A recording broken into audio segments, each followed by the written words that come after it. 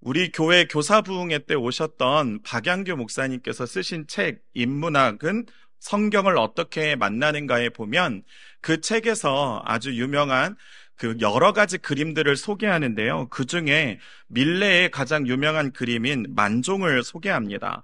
그러면서 목사님은 그 그림을 접하는 두 가지의 방식을 서술해 가요. 먼저는 살롱 문화식 접근입니다. 좀 어렵죠? 네, 살롱 문화식 이 접근이라는 것은, 이 살롱 문화라는 것은 유럽 17세기, 18세기에 무료한 일상을 벗어나기 위해 간단하게 차를 마시면서 고상한 취향과 지식에 대한 열정으로 그림과 음악, 시와 문학, 그리고 토론에 함께하는 학습과 사교의 공간으로 발전하는 귀족 문화였습니다. 이런 접근으로 그림의 만종을 보게 되면 굉장히 평온한 목가적인 분위기에, 그런 분위기의 그림으로 해석되어진다는 것이죠. 그러면서 목사님은 오늘날의 분위기를 살려서 이렇게 설명합니다.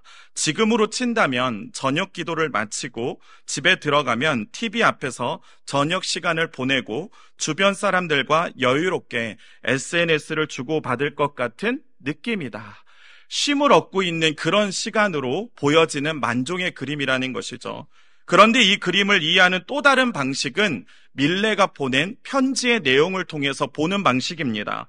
목사님은 밀레가 이 그림을 그렸을 때 알프레드 쌍시에와의 편지에서 밀레의 심정을 볼 수 있다고 말해요. 책의 내용을 보면 이렇습니다. 그는 아이들에게도 먹일 것이 없었고 속옷조차 변변하게 입을 형편이 되지 않았다. 어떻게 해서든 끼니를 해결해야 하는 절박한 형편이었다.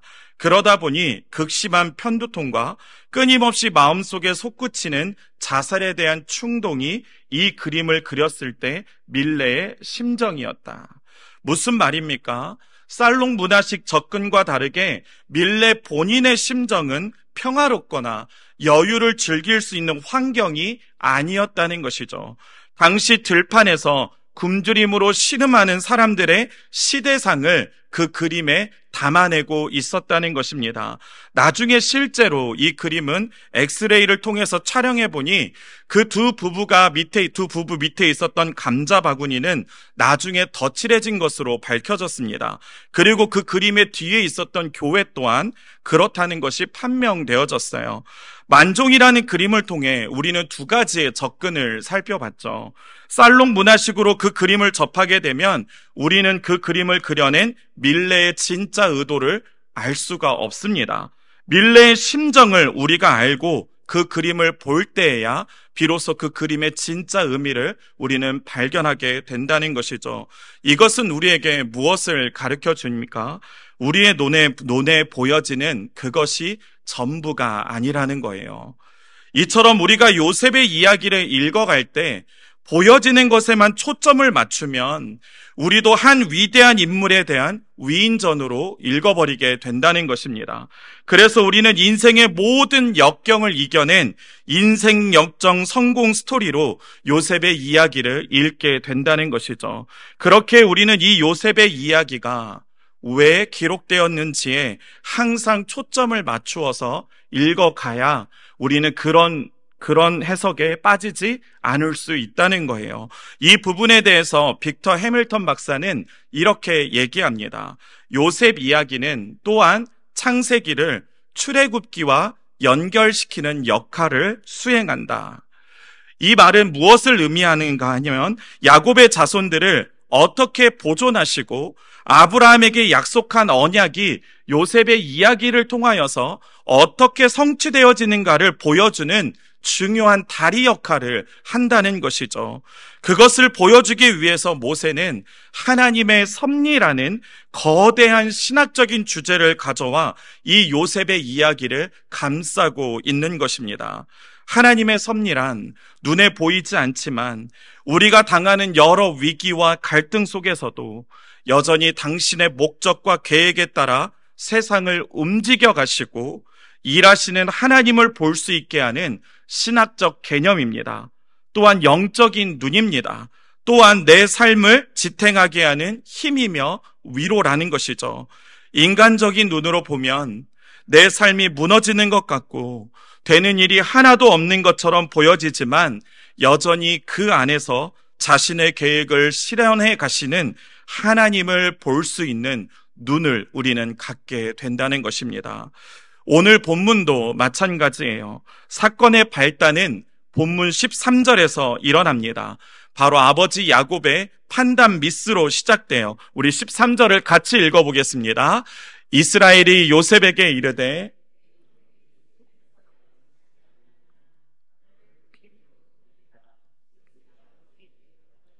그리 아니하겠나이다. 본문 13절에서 지금 야곱은 요셉을 형들이 있는 세겜으로 보내려고 합니다. 여기에서 이 세겜으로 보내는 이유가 있어요. 왜냐하면 야곱은 창세기 34장에서 자신의 딸인 디나와 또한 자신의 아들들이 그곳에서 겪고 또한 본인이 그곳에서 어떤 감정을 가지고 있었는지를 아직도 기억하고 있었기 때문에 그래요. 그래서 세겜에서 양을 치고 있는 자신의 아들들이 걱정이 되었던 것이죠. 그런데 문제는 그들의 안위를 알아보기 위해서 누구를 보냈다는 거예요?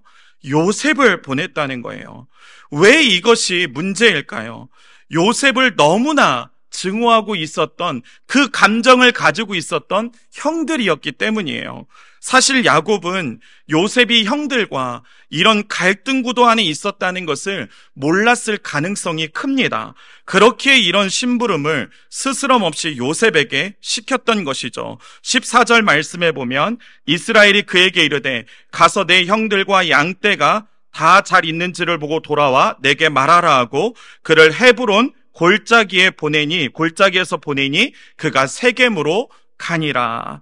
자, 헤브론 골짜기에서 세겜까지의 거리는 약 북쪽으로 80km 떨어진 거리입니다. 우리 일산에서 약 80km 떨어진 곳이 어디냐면 평택 정도 되어요.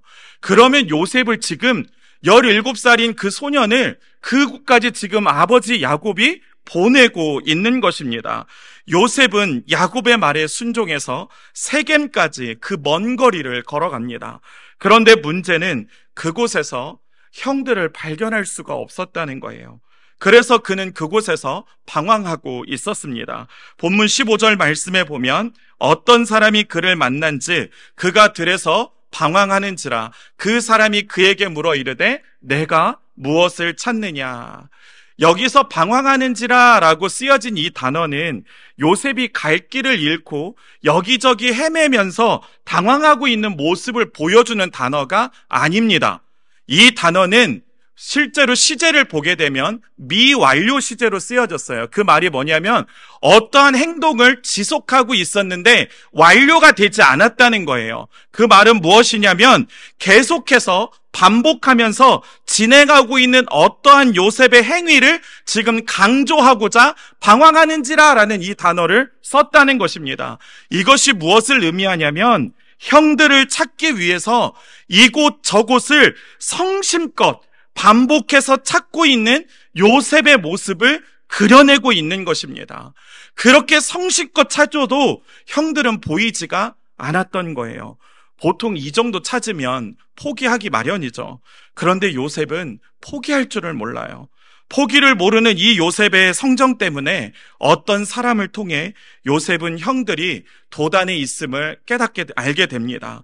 여기에서 또 세겜에서 도단까지의 거리가 몇 킬로냐면 약 20km에서 22km의 거리를 가지고 있어요. 자, 그러면 지금까지 80km를 걸어왔는데 또 걸어가야 되는 거예요. 20km를 또 걸어가는 거예요. 자, 이 정도면 좀 짜증날 법하지 않습니까? 저 같으면 반드시 내려갔을 거예요.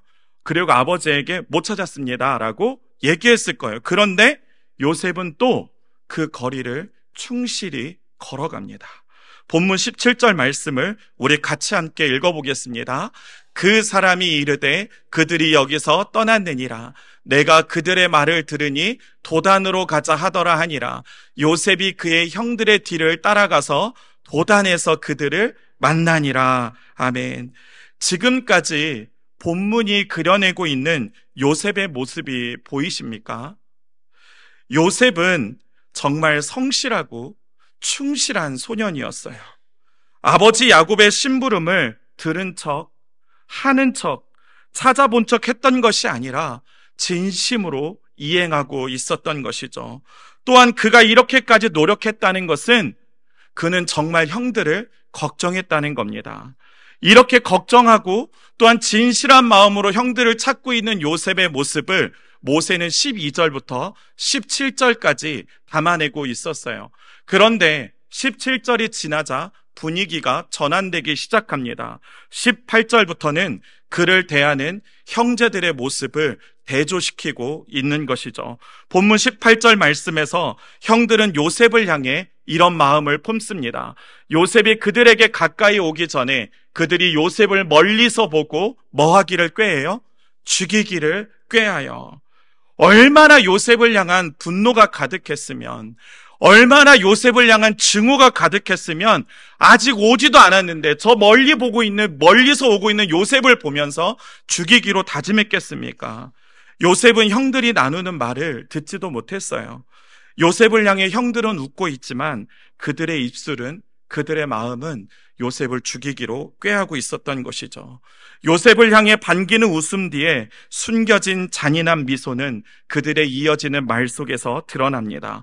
본문 19절과 20절 말씀을 같이 읽어보겠습니다. 서로 이르되 꿈꾸는 자가 오는도다. 자, 그를 죽여 한 구덩이에 던지고 우리가 말하기를 악한 짐승이 그를 잡아먹었다 하자. 그의 꿈이 어떻게 되는지를 우리가 볼 것이니라 하는지라. 자, 이 부분을 우리는 그냥 지나가서는 안 됩니다. 왜 그렇습니까? 지금 형들이 요셉을 향해 지금 비아냥거리고 있죠. 꿈꾸는 자가 오는도다 라고 이 말하는 부분을 우리는 그냥 놓치고 가면 안 돼요.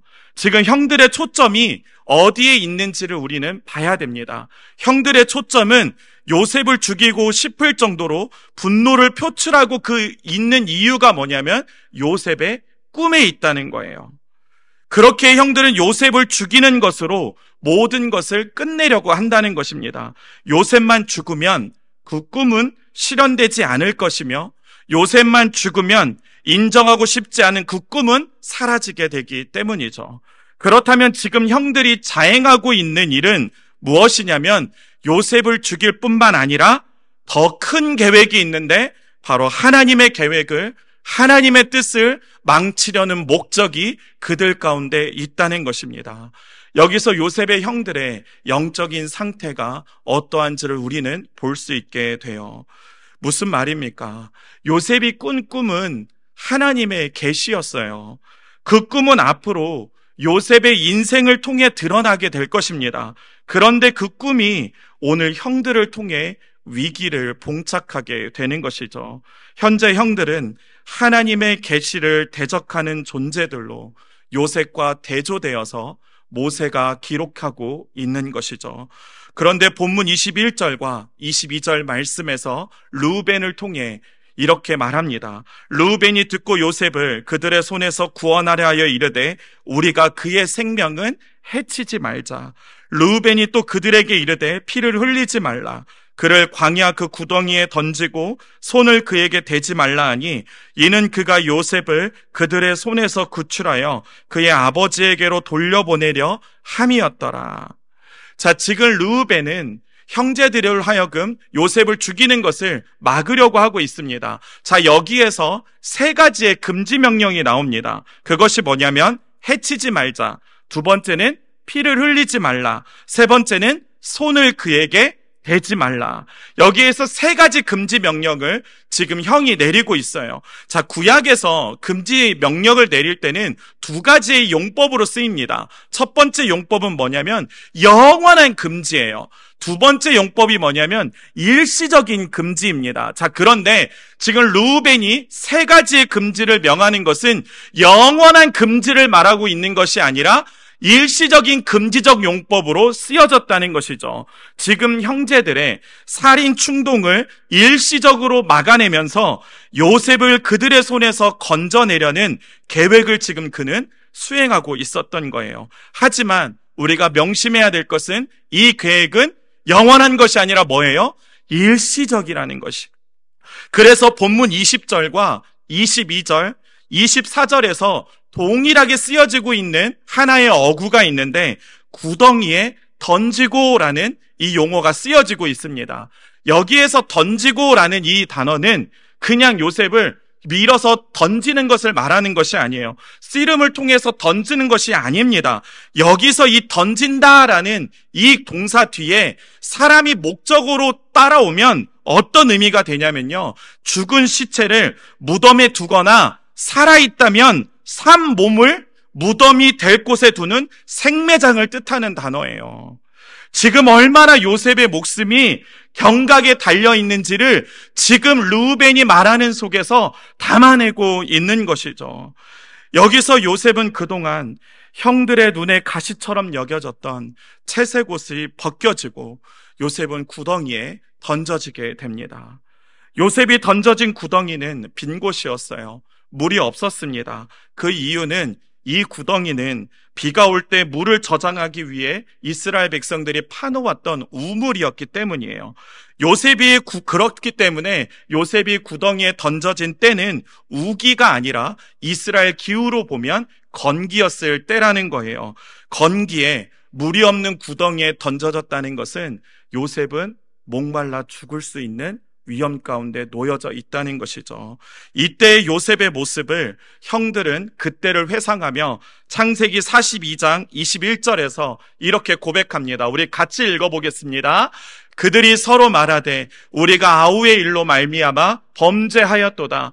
그가 우리에게 애걸할 때에 그 마음의 괴로움을 보고도 듣지 아니하였으므로 이 괴로움이 우리에게 임하도다.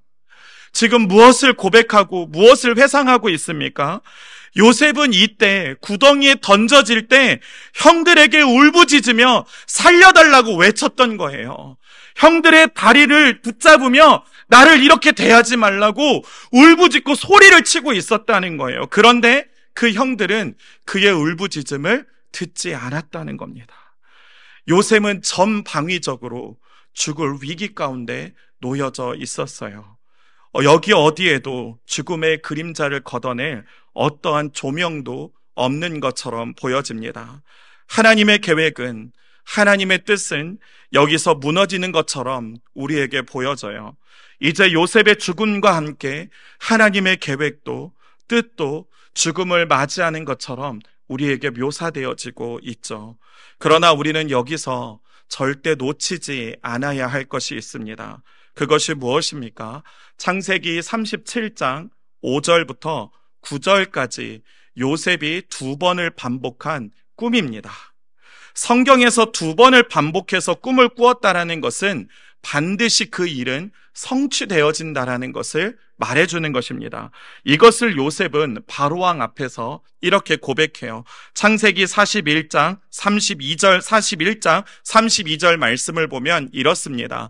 바로에게 꿈을 2번 겹쳐 꾸신 것은 하나님이 이 일을 정하셨습니다. 하나님이 속히 행하시리니. 우리는 요셉의 위기를 보면서 또한 그 이면에서 이 문제를 풀어갈 누구를 볼 수 있어야 된다는 거예요?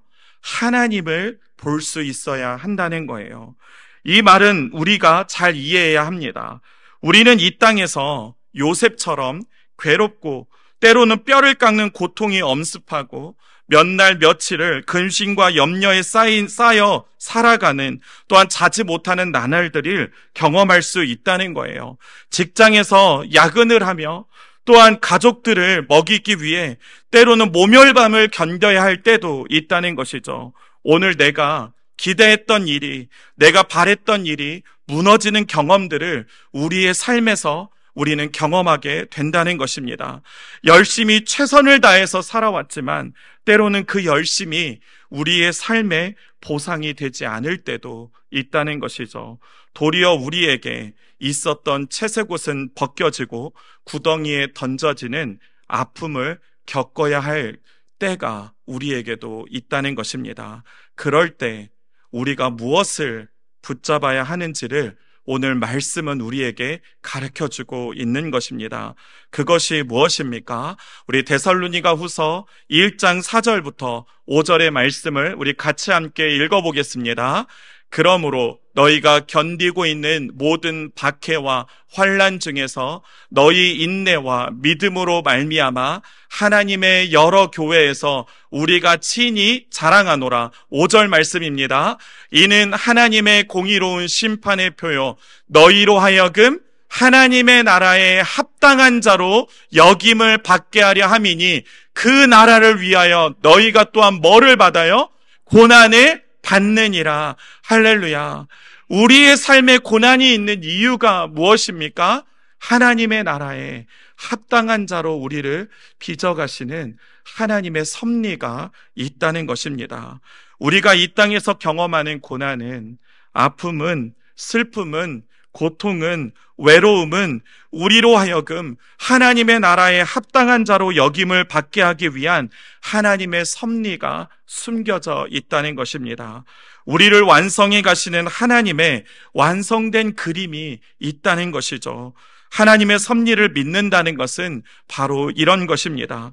우리를 완성해 가시는 하나님의 그림을 우리는 다 알 수 없지만 그 완전한 그림을 위해 우리를 위해 오늘도 일하고 계시는 하나님을 믿는 것이죠.